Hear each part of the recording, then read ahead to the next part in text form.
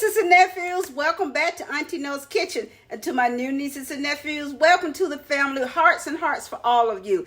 Thank you guys for supporting me and my channel. I really appreciate it. I really do. And I really try to get to all those hearts. I do my best. But it's so many. It's so many. So that's why I send out quotes letting you guys know how much I appreciate your support and you. And I'm really enjoying the lives, talking to you guys. One day I'll learn how to stream, so I can put pictures with faces, and So anyway, today we're going to be making a very traditional recipe that Grandmama, my Pearl is what I called her, used to cook. But our cows came from the pasture. They didn't come from the grocery store. So anyway, I'm going to be making smothered rumbles, stumbles, crumbles, smothered cube steak and with gravy and onions. Okay, so give me a moment, do a flip and a swip, and I'm sorry about that, guys. Rumbles, stumbles, and crumbles. You guys know what it is. And thank you. Okay, so we're gonna take care of this. I'm gonna flip and a swip. I'm gonna show you everything you need and what you could do to make this old Southern recipe.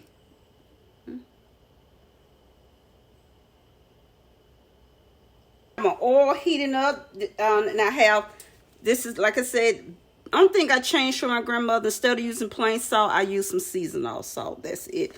And I'm going to take my finger forks and get all this mixed in together while that oil heats. And I have 4 cube steak, 3 large, and 1 is medium.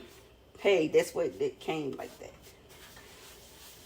And so I'm going to toss this stuff around and get this all, make sure I get everything, because I don't want to see any streaks of seasoned salt that's not there. And over here I have some you can see, I don't know if you can see or not, but oh man, I have a pot of Yukon potatoes over here. I'm going to be making some homemade mashed potatoes to go with this. And probably, I don't know what vegetable. I haven't decided yet on what vegetable I'm going to put in there. Put to the side. So, it doesn't matter that this flour is on my hand. That is quite all right. And I have my cube steak. And cube steak is kind of a tough meat. So, that's why when you cook cube steak, well, when I cook cube steak, I'm telling you, it's a no-fail. When you put it in here, you cover it. Cook it covered. And it's going to stew down. So I'm going to, my grease is not ready yet. And you don't want your fire up too high. See if I can show you guys see those potatoes over there? Yum, yum, yum. Be right back. Okay, now you can also put some unseasoned meat tenderizer on your cube steak. And I'm not gonna dredge this where you got bread, all that bread in it, and you're inside of a cube steak inside of a bunch of breading.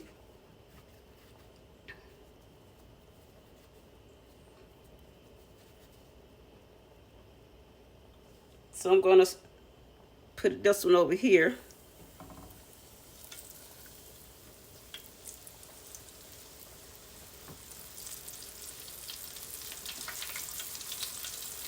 Make sure I have my heat on. Turn it down to 3.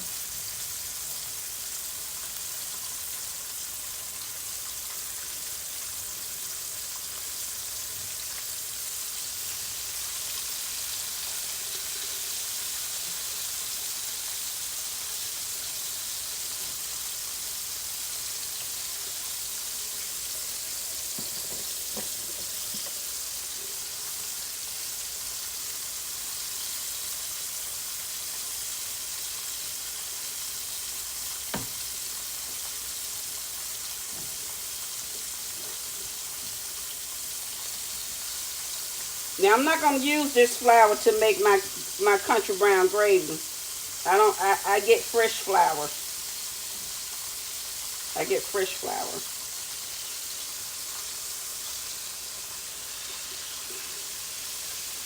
You get on in there. Let your cousin in. Okay? Housekeeping. And we're gonna let this cook, and I'm going, like I said, I'm going to cook it covered. Well, yeah. I cook it covered. Okay, we're going to turn.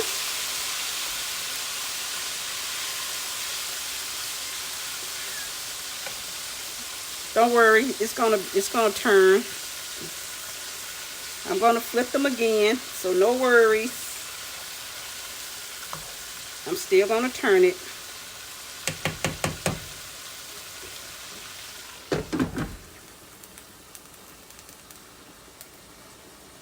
Okay, I got the cube steak out. And I have these little bits in here. I want those because those are going to make my good gravy.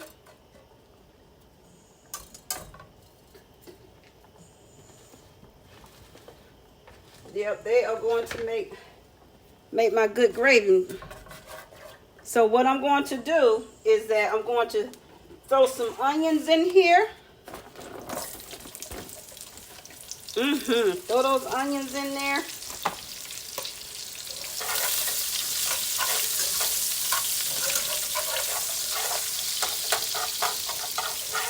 Those bits and crannies, you want those. Don't throw those out because that gives your gravy really good flavor. And I'm going to grab my flour.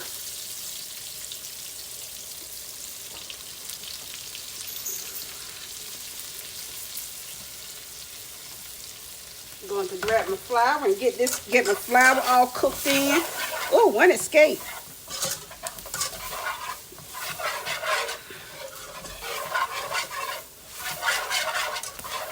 You want to cook that flour out.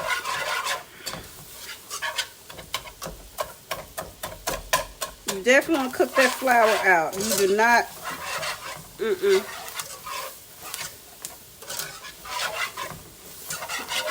You want to make sure you get all that flour cooked down.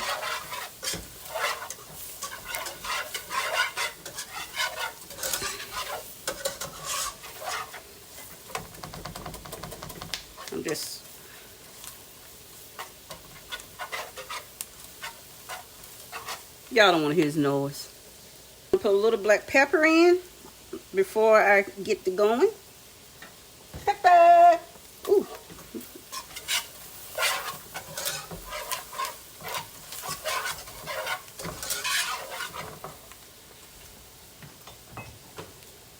Now add just a tad bit of browning to this.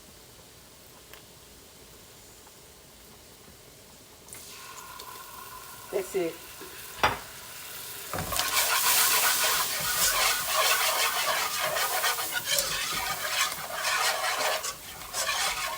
I'm going to add my water.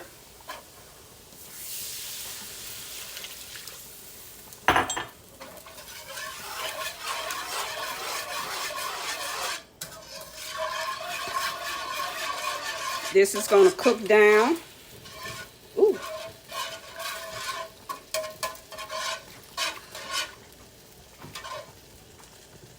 And what I'm going to do, I'm going to add my steaks, my cube steaks in.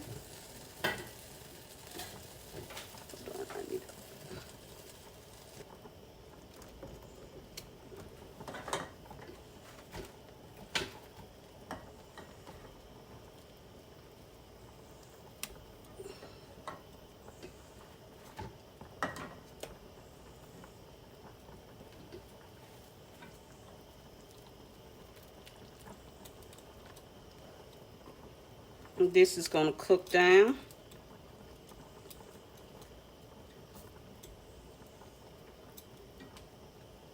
And it's going to thicken as it cooks, and I'm going to put it on very low heat. I got it on two and a half, not 3, just 2.5. because I want to simmer. And I need to check these taters over here. Oh yeah, they good too. So what I'm going to do, because I want to show you guys about these homemade good old fashioned mashed taters. So I'm going to swap these out and bring this over here and put this over there. Okay. All right. This is a half a stick of butter that I cut in slices to make it easier. And you mash these taters down.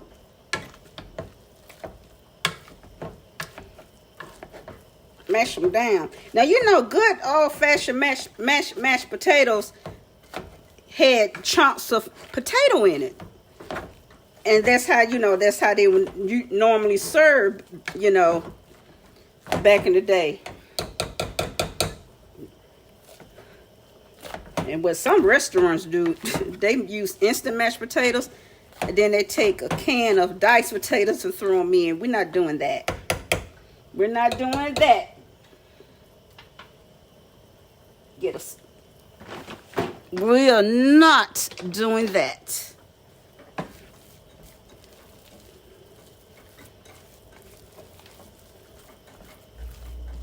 So, gonna add some milk.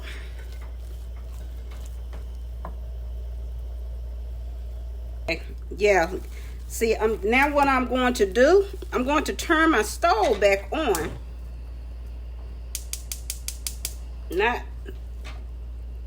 I'm going to turn it down to number 2, because I have this is 1 1/3 cup of milk. I'm going to start off with that 1 cup first and get these all blended. That's why I cook them on the stove. See how nice and creamy that is?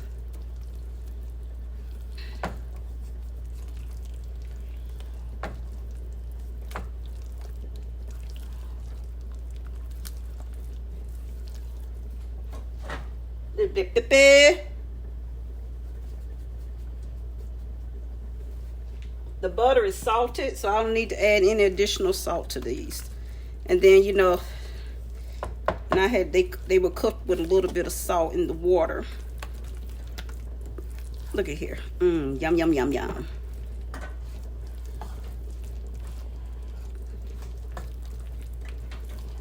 See, that's what I'm saying. When you old traditional Southern mashed potatoes, my grandmother would have little chunks of the potato in it, and this is how people used to say, "Oh, you know, if they real, they got some real taters in them."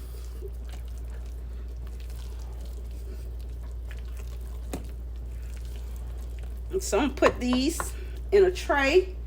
Be right back. I need you guys to see them up close. Some good old-fashioned mashed potatoes. Okay, so I'm gonna put these in a bowl. Doesn't that look good? We like a lot of gravy. Well, I'm not gonna be able to eat the meat, but I would like the gravy on my mashed potatoes. And I don't know what kind of vegetable we're gonna have. I want some sweet peas. I may do steam some broccoli. I don't know. We'll see. I'm going to cover this up. And the thing about it, once you put this in, you need to let it stew in this gravy for at least 30 minutes on low heat. Look, I threw the rest of those fresh Vidalia onions in here. So as you can see, stewing it in this gravy makes it moist and tender.